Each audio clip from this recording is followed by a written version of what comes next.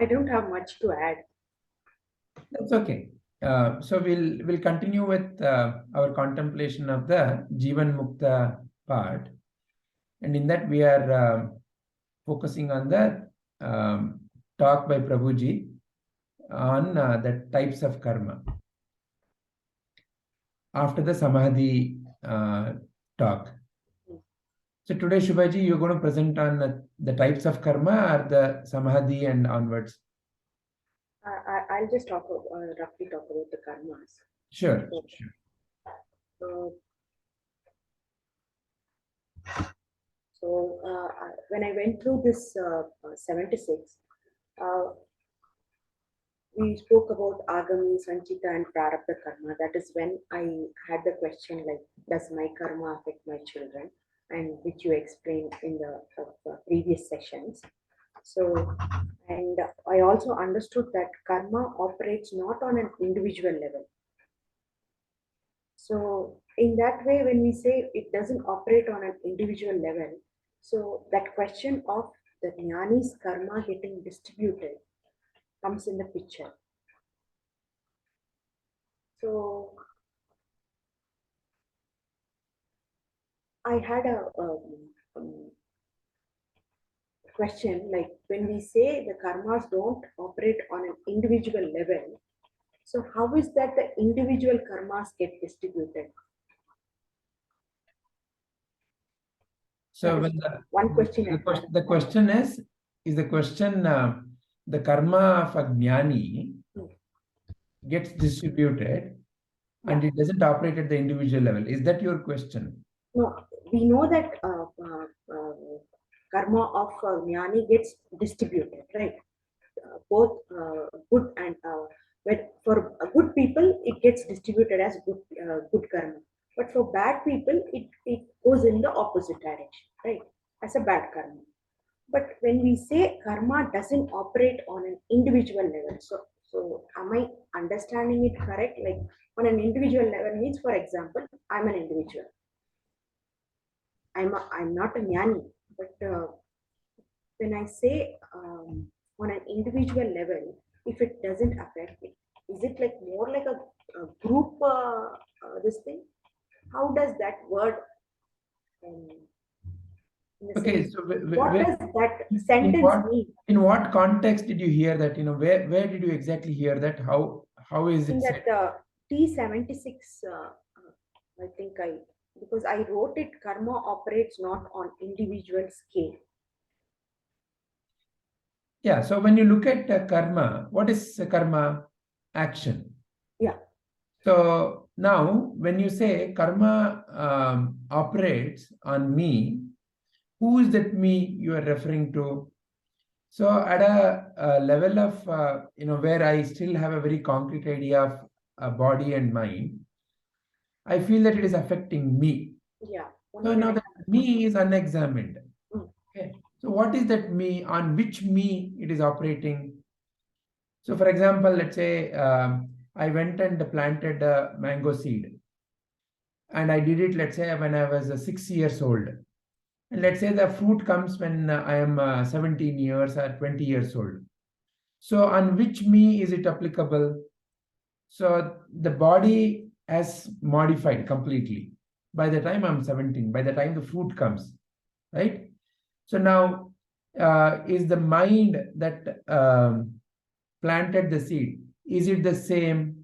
That also has got modified. So which me am I referring to? And also, because I planted that mango seed, there is the mango fruit that not only you enjoy, but so many others also enjoy. So which me are you referring to? So when you look at any action, impact of an action is always universal. But there's a concrete sense of me that holds on to say, I have to enjoy. Because there is a incorrect or a false understanding of who I am. So I am a very concrete body and mind. So therefore, I always see the implication of that. See, I went to the market and I bought the mango. So I did so, it is applicable to me. But who planted the seed? Now, the one who planted the seed, did that individual think of so many others who will be enjoying? So actions, the ramification of any action is always universal, no? It's like, let's say there's a lake and you throw a small stone. It's a still lake. When you throw a small stone, waves occur. Now, are the waves only in the portion where the stone was thrown? They carry. They carry.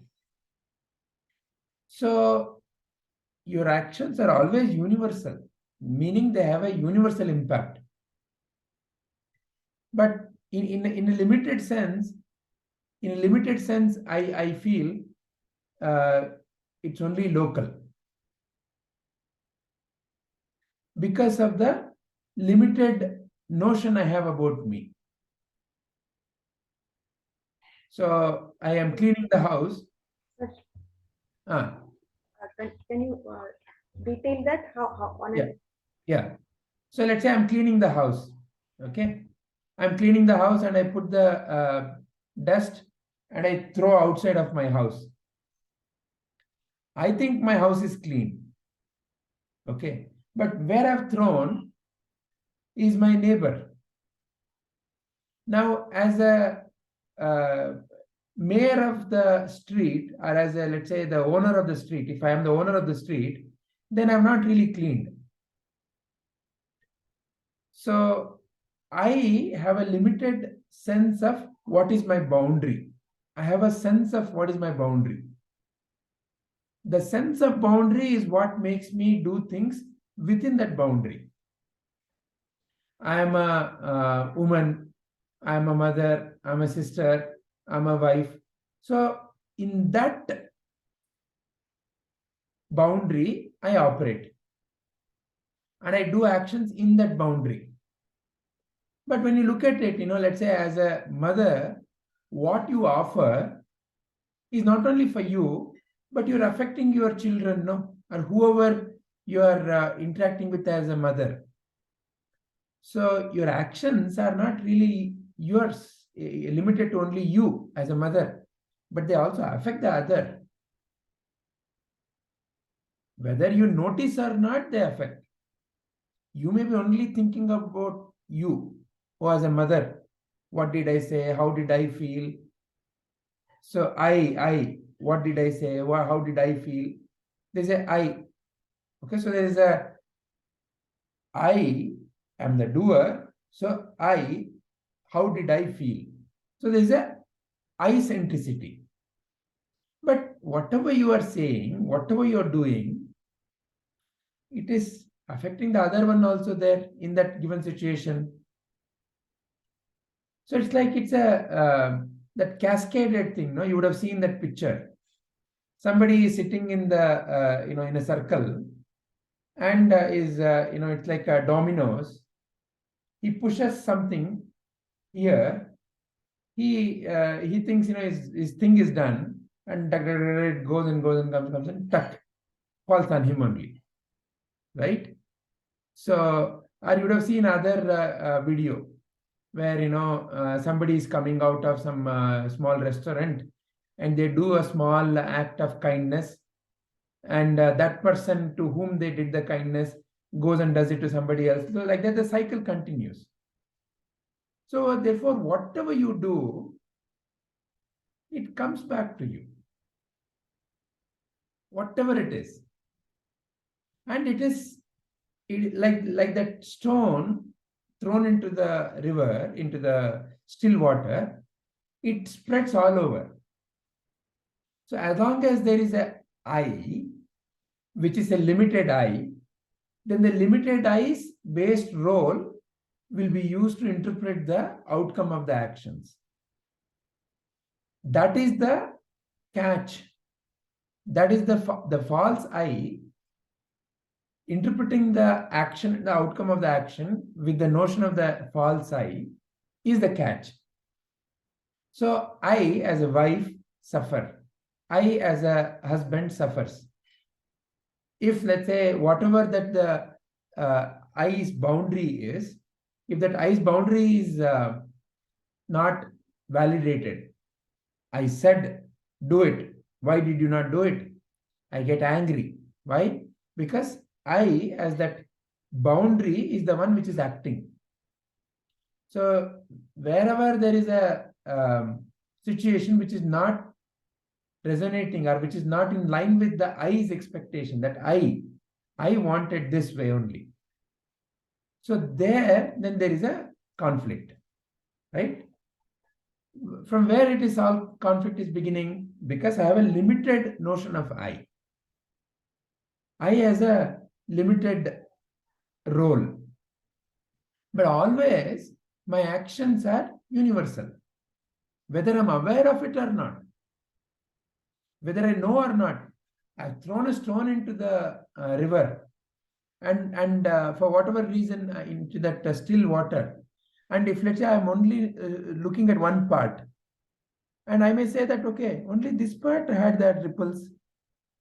But if I just come out of, from wherever I'm looking and I see the ripples are traveling everywhere, all I have to do is, just take my, shift my gaze from looking at it this way. If I, we would have played that game like a horse, yeah, and you only see that much. And because, the horse is only looking at that much, it thinks only that much. But the moment you drop this, there is so much. So whatever we do, how are we doing? We are doing it only through energy, isn't it? And energy is not your energy, my energy, his energy, her energy. So whatever you do, it travels as vibrations. So energy is universal. So therefore action is also universal. Is this bringing clarity?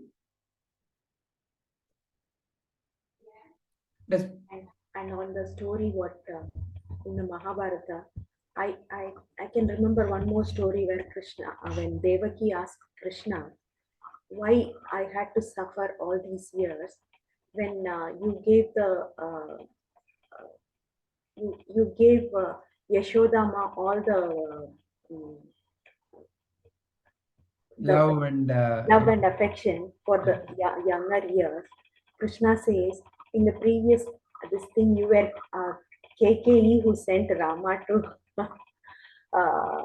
for 14 years, and now it is coming back to you as your karma. So that is one more story I can relate to this. yeah, so see there, one is, I was Kaikeyi, now I am Yashoda, is what makes her suffer, right? So now for Krishna, there is no suffering, because Krishna is Kaikeyi, Krishna is Rama, Krishna is Yashoda, Krishna is all. Then who is suffering? So therefore, the notion I have about me, who I am, all the suffering in life is stemming from that, who I am. Who I am determines my bondage or my liberation. When I've realized that I have no body, means I have no boundaries around me. When there are no boundaries around me, then where is that suffering? So suffering is because I am continuing the persistence of a role. Even after the drama is over, I'm continuing to be attached to that role. So there the suffering also continues. I remember in the initial talks by Prabhuji itself, hurt is that has happened, but suffering is in your hands. Whether you want to suffer or you just move on. So that sentences made lot of sense. Yeah.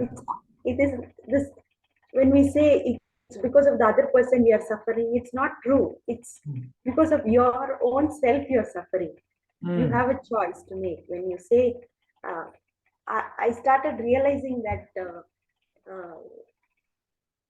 I could understand very well after we started learning about Nitya and our body's causal body, all that.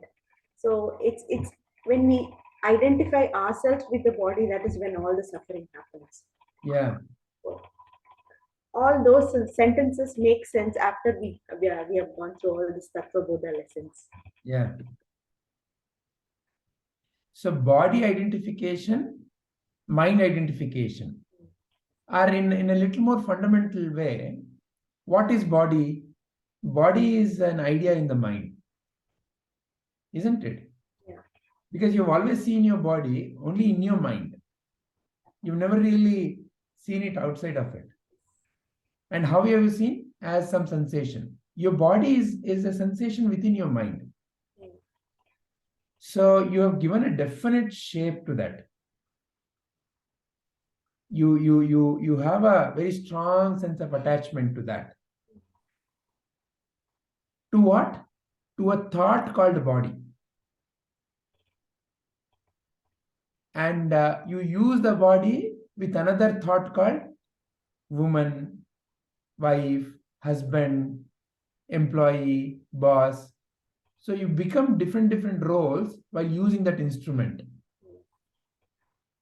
So fundamentally, then that the role through which you're using the body is another strong identity. So ultimately, how strong is your identity with your body and with your ideas about who you think you are?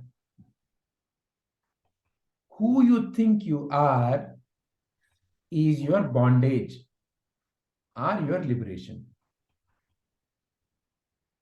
It's Akka Mahadevi, when she was asked the question, why do you, when you say you don't identify yourself with the body, why do you cover?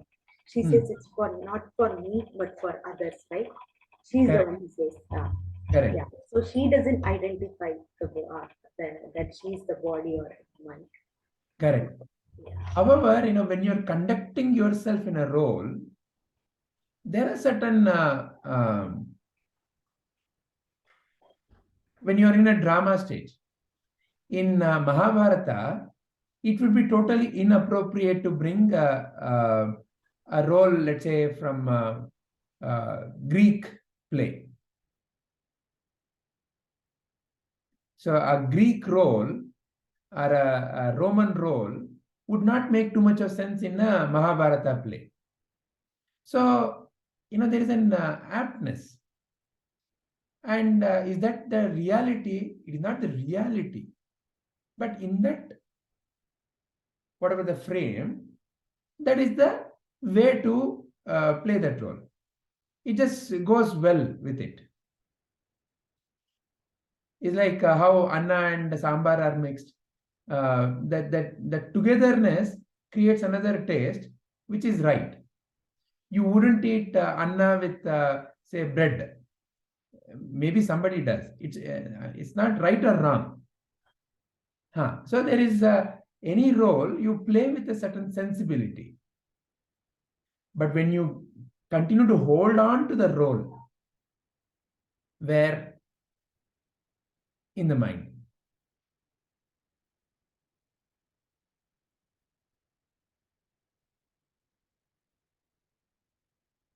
Does Padmaji want to add or ask anything more on this? No, sir, I don't want to add anything. I was also thinking about this.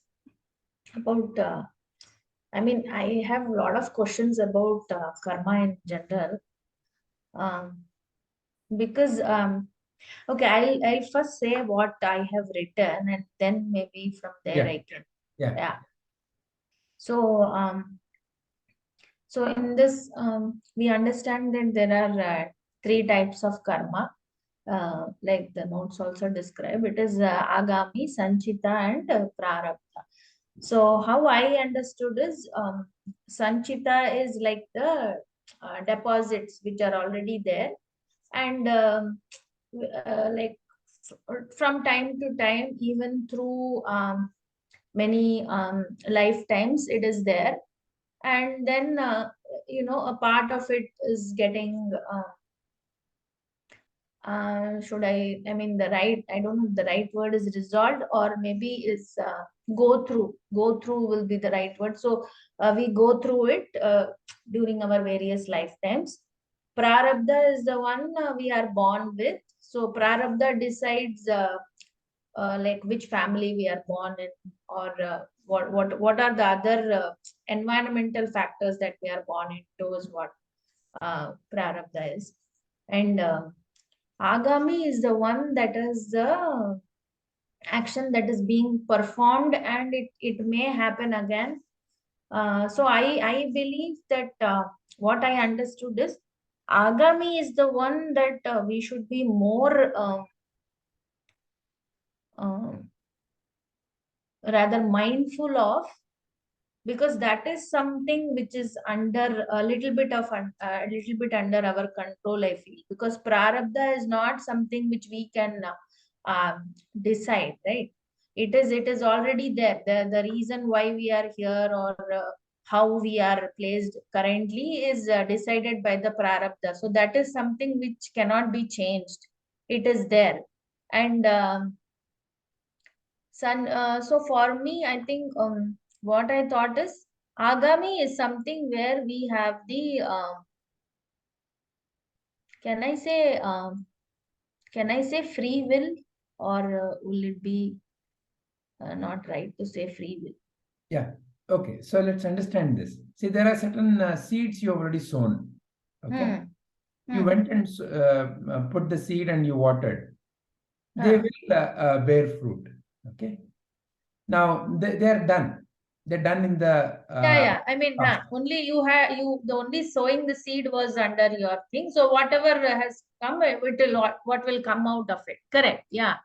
Okay. So So there, then, I don't have any more control, right? Only yeah. thing coming there is maybe I have sown some other seed. I am expecting something else. That is the only thing there, right? Yeah. And when the fruit comes, you have the choice to accept completely. Yeah, without any kind of judgment. This is akin to agami. As you can see the picture, agami is where the arrow has So you already are saying the result is the agami, right? because the arrow has already been shot. Whether the arrow hits the bullseye or the arrow misses, or arrow kills somebody, or arrow turns back and comes back, all that can, whatever may happen. But agami is done. Yeah, but then there is no question of free will itself, right? I mean, I always believe. Let's first therefore understand what is agami, and we'll come to the free will part. So agami is clear? Yeah. Okay, all right, excellent. Then, but why do, one second, sir, but why do we say that it can happen again? yeah, it depends upon again how you are identified with it. So you go and buy a mango fruit, and the mango fruit you eat, and you feel it is so nice, I want to eat again. So it can happen again. So seeds of action leave seeds for further action in that direction, and that is a vritti. That is how the impressions are created, and repetitive doing of something creates a manovritti, a tendency of the mind. So it is a Then tendency. why does it say that it is an action by jnani? Because if when you say that say I say the same example of mango, Only if I like it, I want the seed. I mean, I will want to experience it again, right? It is because of the likeness of what has come as a result of it that I want to experience more of it, right? So, Yeah. mind is the one that is like, maybe mind is attracted towards that. No, I got some sensation which I like, so I want it again. Yeah. That kind of thing. But Yeah. for a jnani, that won't be the thing, right, sir? Correct. So therefore, for the jnani, what happens? Jnani is totally free from this cycle. How? Because the jnani knows that whatever comes is coming and going. It is a happening. There is no more past and the future kind of a association with it. Whereas the Ajnani operates on it based on the role or the identity that he or she has. So when the fruit comes, oh, my friend gave me the fruit, such a nice friend. Oh, I was expecting the fruit from my neighbor. See, they brought it so many, but they did not even share one. So there are role-based decisions or judgments that are constantly happening in the minds of an Ajnani. So an Ajnani operates on happening with a sense of a role. Whatever is happening, there is a strong association to the role. So therefore, all the interpretation of what is happening is being done through the lens of the role. Whereas in a Jnani, the role is only functional. At that point in time, there is no identification, there is no attachment to the role. So you will see the Jnani also take the mango and say thank you very much and enjoy the mango. All that is there. But there is no good person because they gave me mango, or bad person because they did not give me mango. So What about the feeling to eat it again or experience it again? So depending upon the impressions in the mind, that impression may kick in again. So that what is the feeling? Okay, let's understand the feeling first of all. So right now you're walking through, say, market, okay, and you smell a nice mango. So at this point of time, the smell and the sensations happening in the body is what is happening now. Yeah, However, but it will drive something, right? For example, like you said, that smell may create the action in me that I want to go and buy it, right? Correct. But I am buying and I want it again and again, the same thing is what has become a tendency. There is no tendency. See, just because even a Jnani goes to the market and purchases a mango, doesn't mean that, tomorrow if there is no mango, the Jnani is going to sit and cry. Whereas for an Ajnani, if there is no mango, he is going to sit and cry. Why there is no mango? I wanted mango. Why it is not there? I should have been enjoying mango. There is no mango to enjoy at all. Ayo, the life was so much better with mango. You see, mango is there. Enjoy the mango. There is nothing wrong in enjoying the mango. But there is a deep sense of attachment to the mango in an Ajnani. Ajnani wants that mango again and again, again and again, again and again. Again and again, that seeking of that pleasure through that object has become a tendency in the Ajnani. So the knower enjoyer part is true for the jnani also, but only thing is the attachment is missing. Is it correct? So when you see from outside, you clearly see that a Jnani also picks up the mango. A Jnani also recognizes the mango, what breed it is. A Jnani also, when he eats, says, yeah, it's a nice mango. Or when he eats, says, no, no, no, it is spoiled. So all these things are functioning very clearly. From outside, there is no difference. Right? What is the difference? The difference is mango is a part of the happening at this point of time. There is no, I want mango only at this point of time. There is no, why did you offer me a spoiled mango? There is no judgment.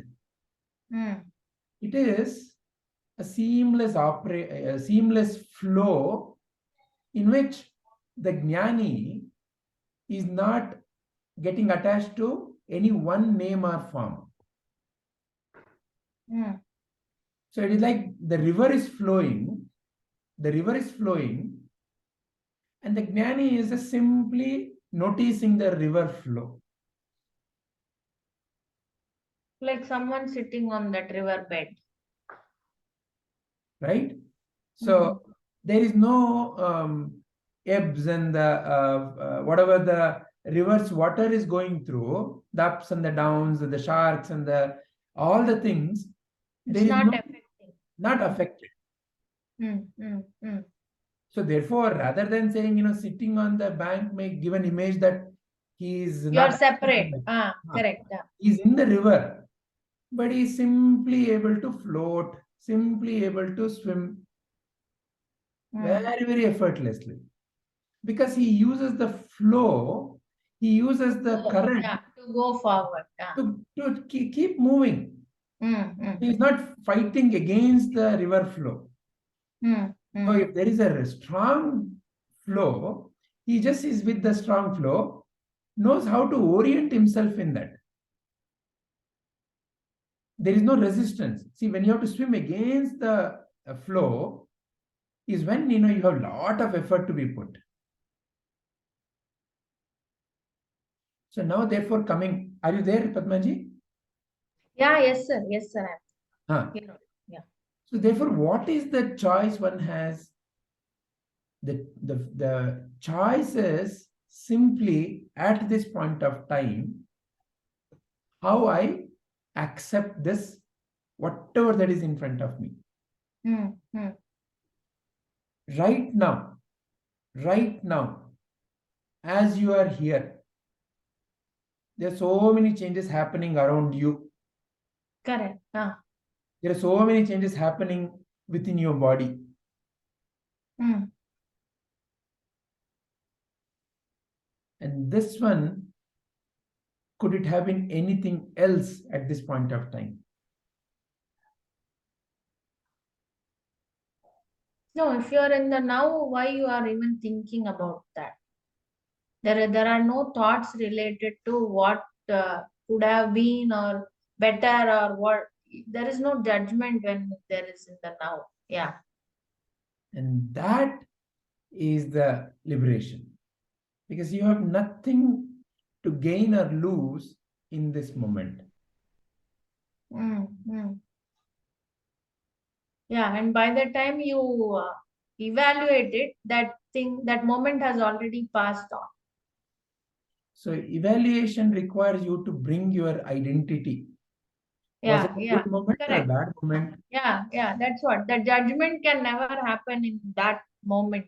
Yeah. It is always in the future, right? And the judgment is always about something that happened in the past. Past, correct. So you are holding on to the memory, you're operating on the memory, then you are trying to project into the future, missing the flow now. So when you realize this is the nature of the mind. Yeah, but there is also one more question. Like then, say you forget something, okay? You also worry, like why you can't remember it. There is a, I don't know, like if suppose you don't remember a name or some important information which is related to your memory, you tend to worry about it, right? Why I can't remember. So actually speaking, memory is not very good for you, right? because it holds a lot of things that are not really useful or wanted even. But yet you But worry. who's worrying? Who's worrying? Which role is worrying? But then isn't it essential for the functioning in the day-to-day world? From a jnani perspective, I can say, or even from the self has got nothing to do with remembering or knowing those information. But for that role that I'm playing now, is that memory not relevant, uh, or say I need to connect to somebody with that particular phone number. It's important in that, even in that now, right, where I'm functioning.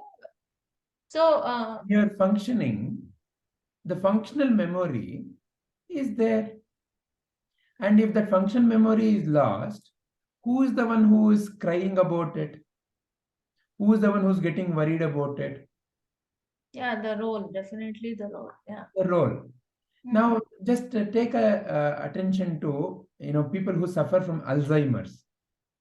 Who you Yeah. thought as your father, mother, husband, wife, whatever, right?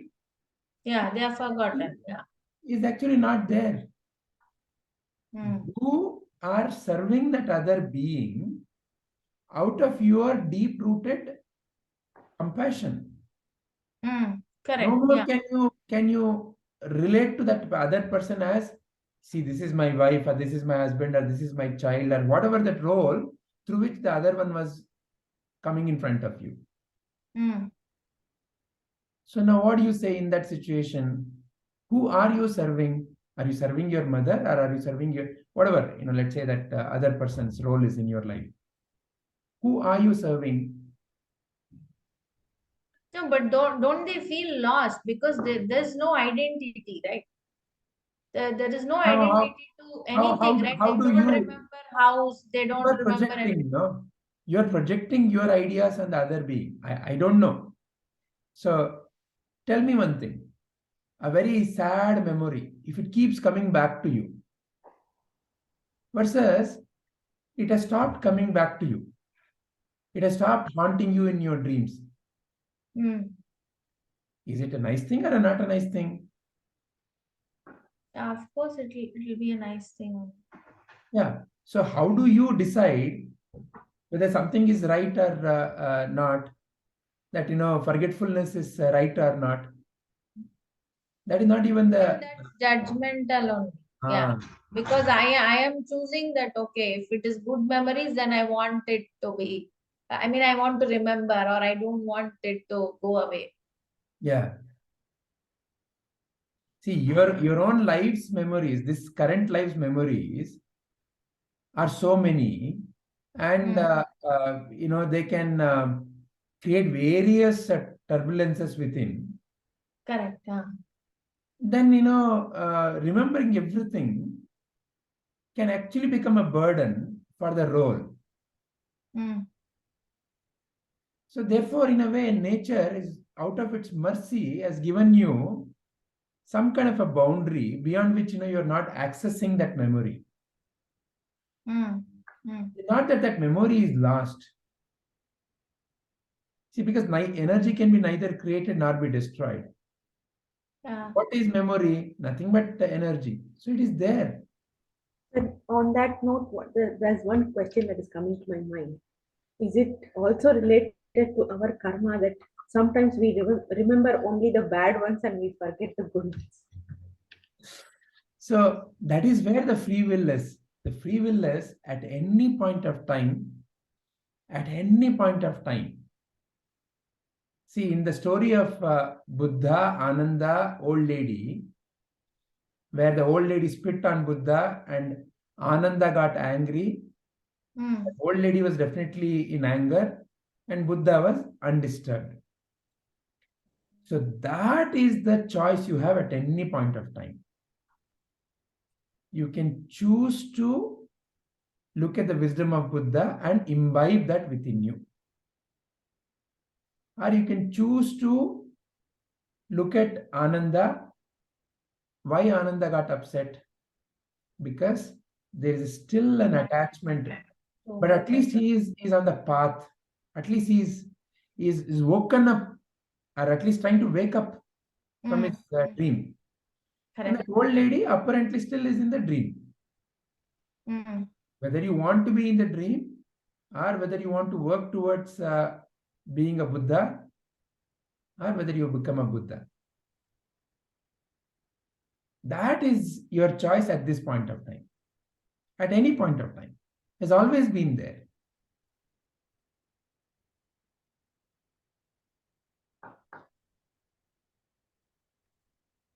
So that's why it is said, the nature of the karma is very mysterious. So when you start analyzing it, it's a topsy-turvy. It's like a dream within a dream within a dream, all that Inception movie kind of a thing. What is real? When anything and everything is changing, then what is that a part of that you call as my previous life, my current life, my future life? Which part of it is you calling as current, future, and all that? What is the last moment? Is this moment's past already? It's a past life already in one sense. Sometimes you feel as if when a great event has happened in your life, you feel as if, oh, it's like a rebirth. I know people say, I had a very narrow escape from death. I feel as if I've been blessed with another life. And then you go through again the same. And you repeat the same drama. That would be my story only, I think, in short.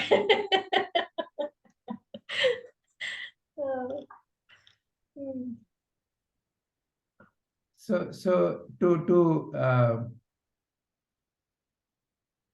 recognize and to realize the wisdom of the Jivan Mukta, Sadguru, and to be.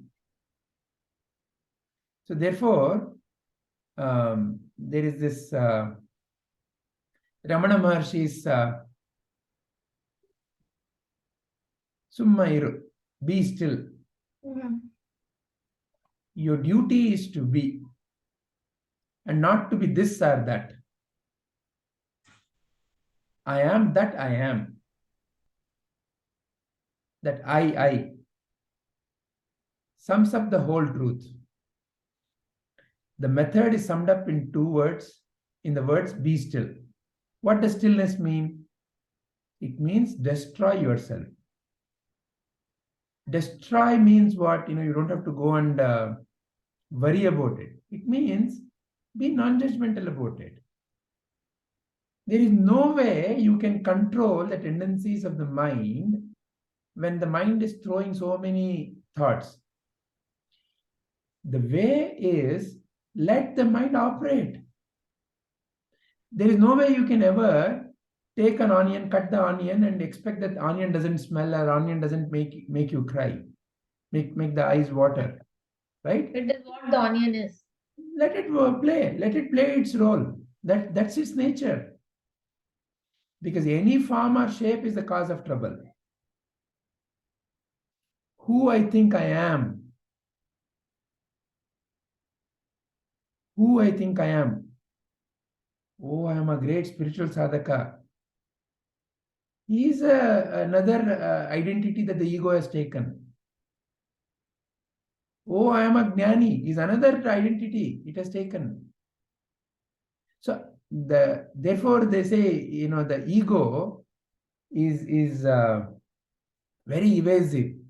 So the moment whenever you're thinking with the lens of that ego. So give up the notion that I am so and so. Doesn't mean that you become a vegetable for life. It only means that you break the boundaries of your identity. All that is required is to realize the self is to be still. Because you are already that. You are not becoming something else.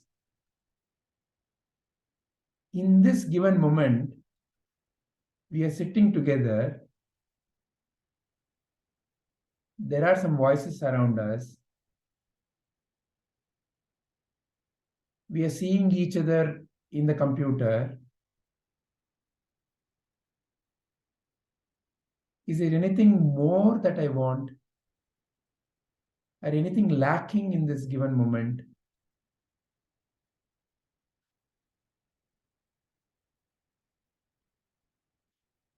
You're already that. And there is no effort needed to be you. You need an effort to be somebody else. That's why you grow into a role. See, in life, you grow into a role. So there is growth needed in a role, meaning you have to learn the role. You have to learn how to play the role. You grow into a role. Role in life is something that you learn. So effort is needed. Whereas to be you, complete effortlessness. There's nothing needed. You are already that.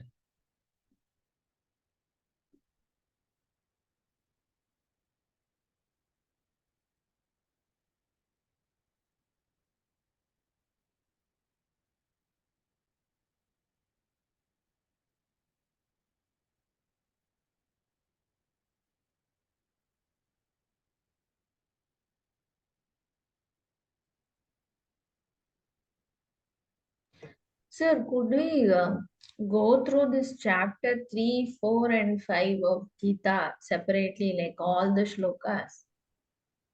Definitely we can. Yeah, because I feel that the more, at least for me, like the more I read about those chapters and the shlokas, right?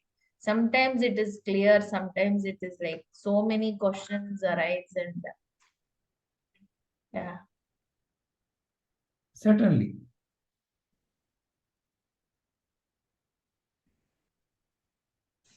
So Ramana Maharshi's Mahamantra. Who am I? Who has the question? That is fine.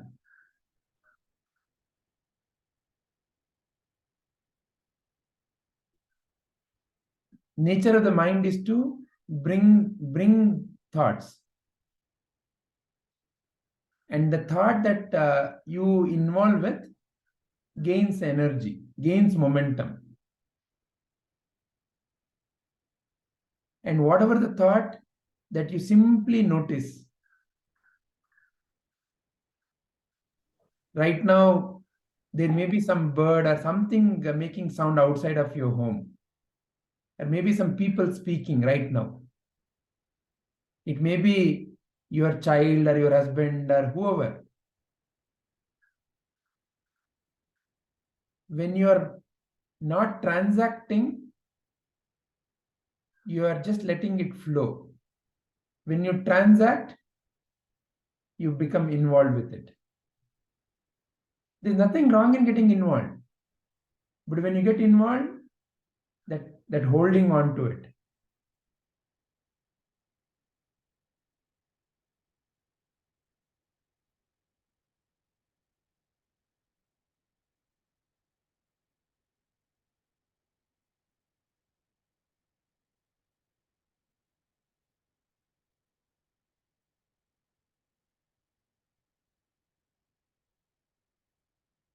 Is this bringing clarity, Padmaji, or is it raising more questions?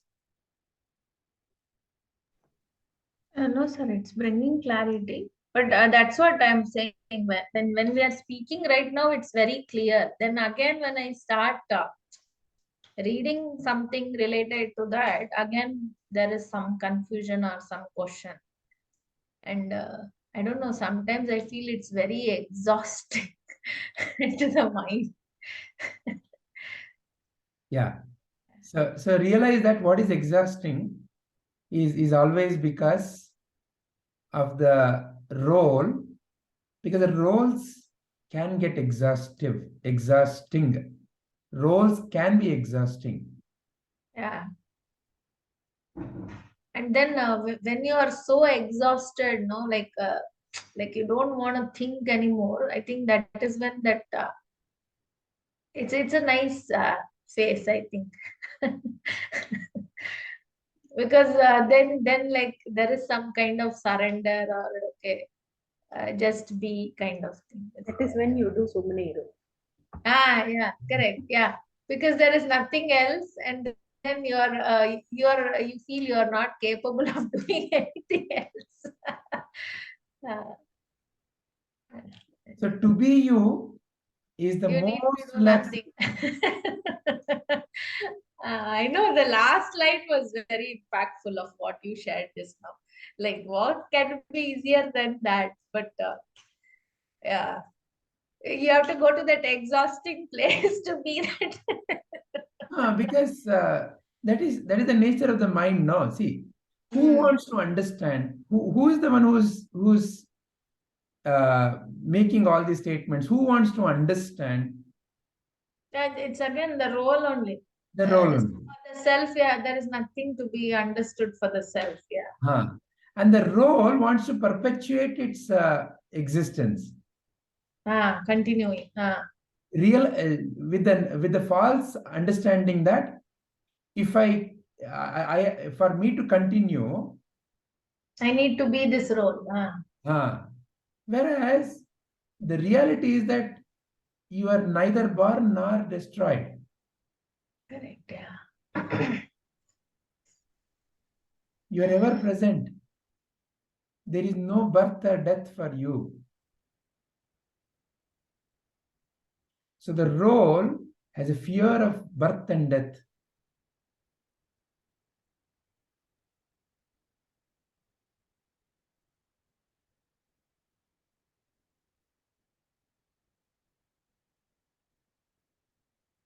So on the same video, it said that Jnani doesn't care where he dies because he's free from birth and death cycles, right? Then why in our scriptures we give so much importance to the that we will have mukti if we go to one particular place, we die there. Okay, let's understand this clearly. So there is this Purana story which illustrates this point very clearly. Sorry, sir. If I can add to that, like the same question, like then we have this like especially of great men, like whether it's Adi Shankara or even Ramana Maharshi or even Sai Baba for that matter, that the body that they use is preserved, right, as a samadhi or what? Why is that also there? Like, is it because the energy is still there, or how is it? Sure. So let's understand both the questions. So first question is, does a place of death matter? So let's understand what is that, when one says, if I go and leave my body in Kashi, I'll be liberated. What about Kashi that liberates you? So now, first of all, let's start with the the body notion. The body feels that, oh, if I go and, the person who is running the body feels that, oh, if I go there and if I die in Kashi, I'll be liberated. But when at the time of the death, I still have a very strong identity to my body, to my mind. And at the time of the death, your latent vasanas, your strong vasanas take hold of you. It is like your dream. See, the dream state is like a kind of a hallucinatory state, no? You're not able to kind of very strongly guide it. It kind of is a drifting. It drifts, isn't it? So at the time of the death, when the pranic energies are weakening and the owner is getting dissociated, the subtle body is getting separated from the gross body, there is not a whole lot of orientation or a conscious thinking capability. It is going to drift based on the tendencies, vasanas. So if the vasana, the Purana story, he also heard the Purana story. Narayana at the time of the death gives you moksha. So he had named all his children with all the names of Vishnu. But his tendency was whether the store is, who is looking after the store.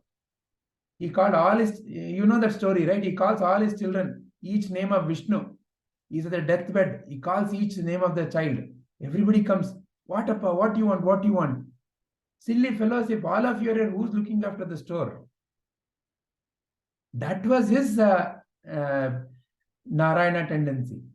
That tendency doesn't help. The other story where at the time of the death he called Narayana and Narayana's Dutas came to his rescue is that prior to he kind of losing his way, he was a great sadhaka.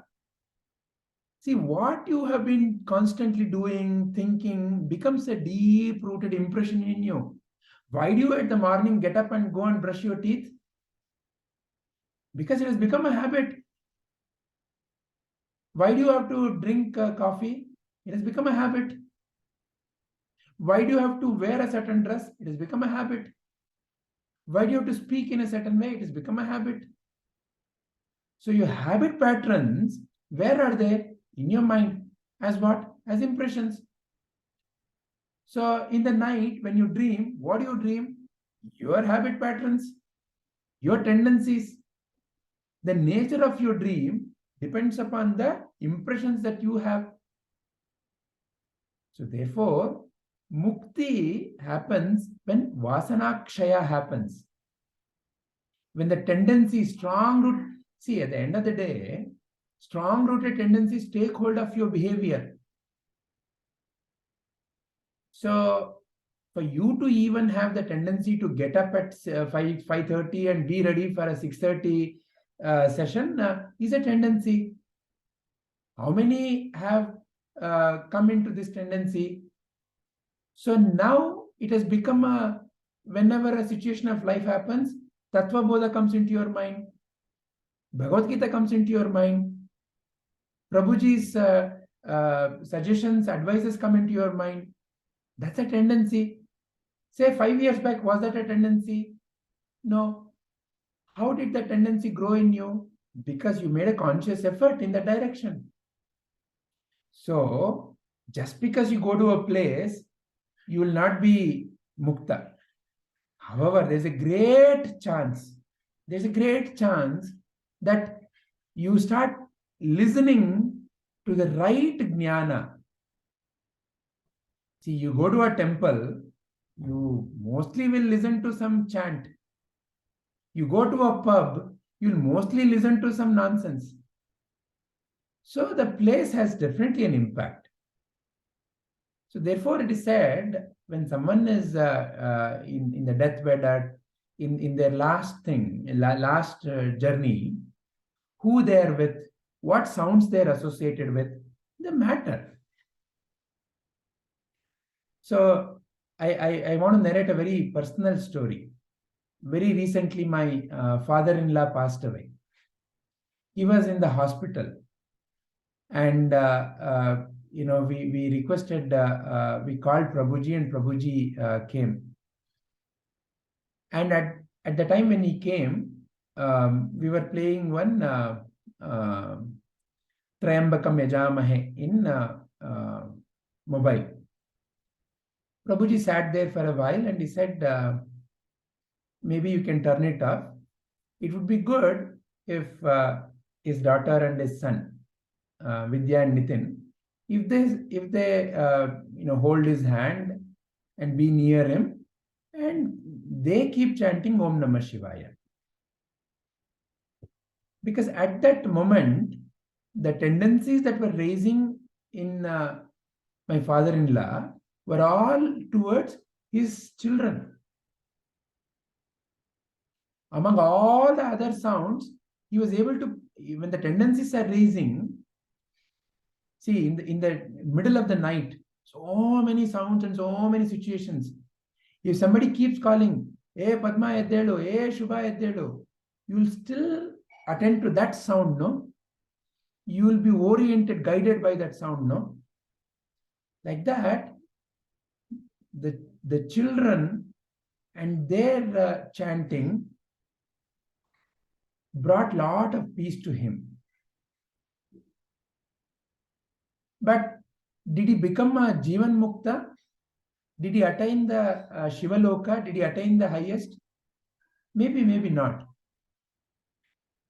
Depending upon his latent vasanas, at least it has guided him in the right direction. But the sadhana still has to be done by him. That subtle body, the impressions, like the Bharata, who still lingered onto the deer, he still had to come out of that attachment also. So therefore, to Shubhaji's question, the place of death definitely matters. However, depending upon the past sadhana and the depth of the sadhana, it may or may not lead to liberation. See, that is where Prabhuji has given a talk about. There are two kinds of liberation. Liberation at the time of the death, then there is Jivan Mukta. So a Jnani is Jivan Mukta. In a real sense, he is dead. He is no more there. The one who keeps on thinking, I am a separate thing, is no more there. So he is dead. He is a vacuum there. So you may have heard once, Prabhuji's mother, when he was doing all this, she was saying, why are you doing all this? And my son is very important. All that when she was saying, Prabhuji said, your son is no more there. And that deeply affected his mother. She wouldn't speak to him for many days. It is not out of the need to hurt the mother that sentence came. Because the one who I think I am, that notion has faded away. I'm no more a separate thing. So now, out of that depth comes the real compassion.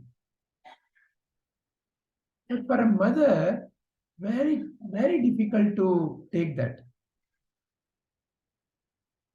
After many, many days, she came back and said, help me understand this. And Prabhuji said, if you are willing to be my student, I can guide you.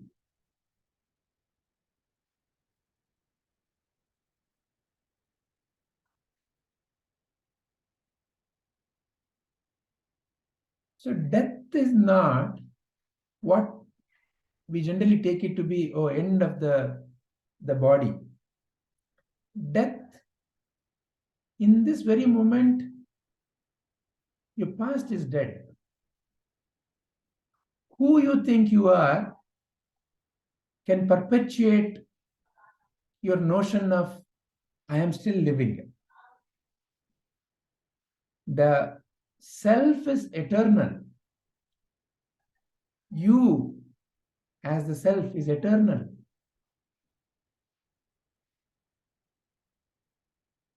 You have no birth and death.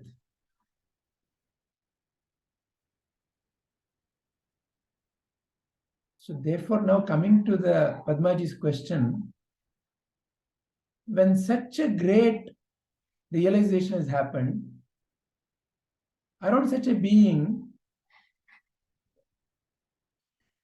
your natural, your inner, deeper self is felt in the presence of such a Jnani. And therefore, the place they are becomes Kashi. And therefore, the sentences they speak becomes Veda.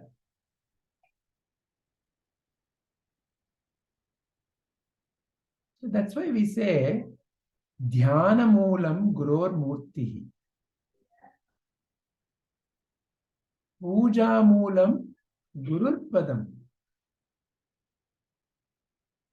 Mantramulam Guror-vakyam.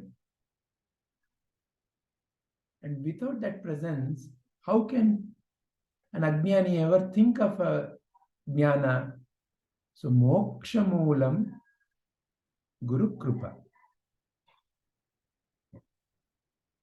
So, in the presence of a Jnani, in the presence of Buddha, your own Buddha emerges.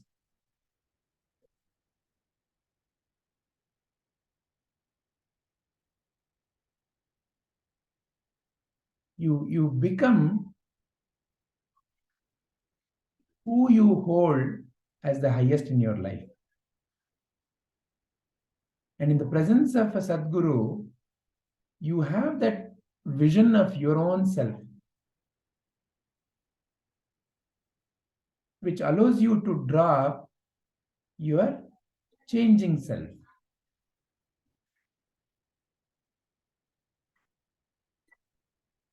So all this samadhi is more to do for the students, not for the person, not for the guru who has died, right? Ramana Maharshi cared less for his body. Yeah. Ramana Maharshi is not a body. Ramana Maharshi is a presence. Fully operating through that body. So when we celebrate Guru Purnima, Purnima is full moon. Moon gets the light from the sun. You cannot look at the sun. Your eyes will burn. But the moon, you can enjoy the fullness of the moon. So through the Guru, Ishvara only is operating in the Sadguru. But Ishvara has so much that, this eye cannot see Ishvara. But in the very loving and nice shape of the full moon, you see the sun through the moon. Because moon you cannot see without the sun. So you can only see the Ishwaratva, not the Ishwara as such. So that can be seen in anything and everything around. Yeah. Only you have to be willing to see that. Yeah. So therefore, the respect is not for the physical body of the Sadguru. The presence. See, when you go to a particular place, you feel certain things depending upon what is constantly happening in that place. You go to a temple. Sometimes if the temple is done with the right intentions, with the right feelings, you feel very peaceful in that ambience. You go to a pub, you naturally have such feelings. Why? Because that is the pattern in that place. Yeah. So a samadhi also becomes a place of such energy. Yeah. When you go to Pondicherry, that was how the feeling was when we went there. It was so, it was written that be quiet, but I don't think even that board was necessary. It was so powerful just being there and so calming. Vidya had a terrible headache when we went to Tiruvannamalai. As soon as we entered the Ramana Ashrama, she says she felt such a quiet and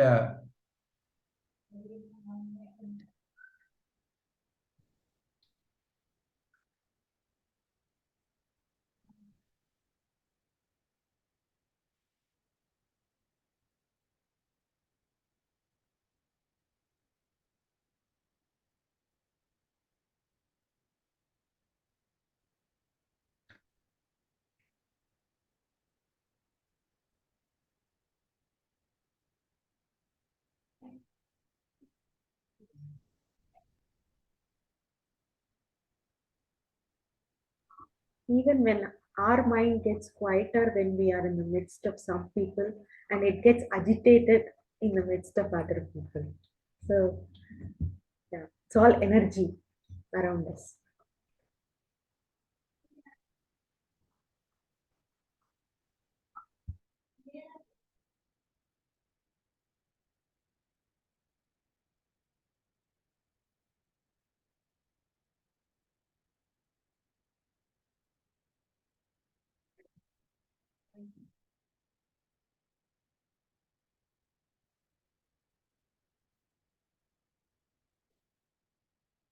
All right.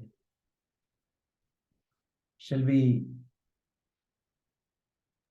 So can you just share this particular slide in the group, sir? Sure. It's very powerful.